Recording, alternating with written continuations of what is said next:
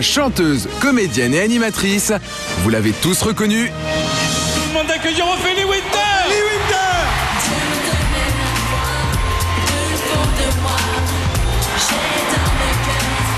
Ophélie Winter, c'est Dieu m'a donné la foi, mais aussi Shame on You.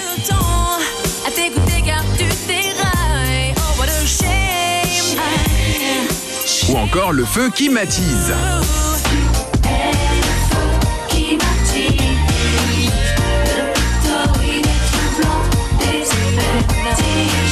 Des tubes qui ont fait d'elle à seulement 22 ans l'une des plus grandes stars des années 90.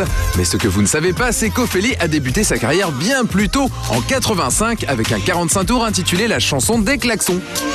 Allez, je suis sûr que vous en mourrez d'envie, eh bien la voici, rien que pour vous.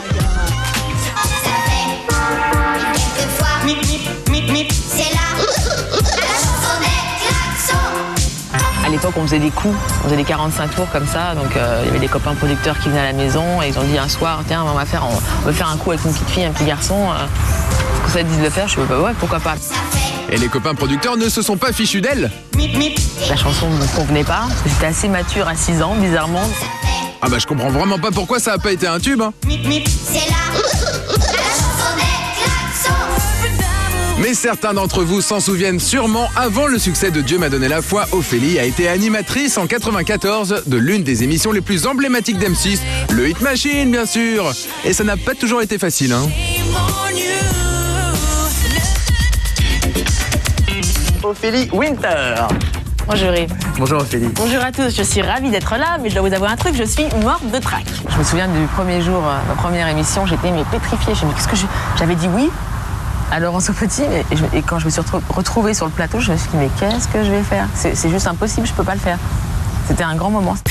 Bon, depuis ce grand moment et son dernier succès, Sache, en 2002, Ophélie a pris un peu de recul. Après quelques soucis de santé, elle a fait son comeback l'année dernière comme membre du jury de Popstar. Et elle devrait sortir cette année un 5e album qui s'intitulera Résurrection.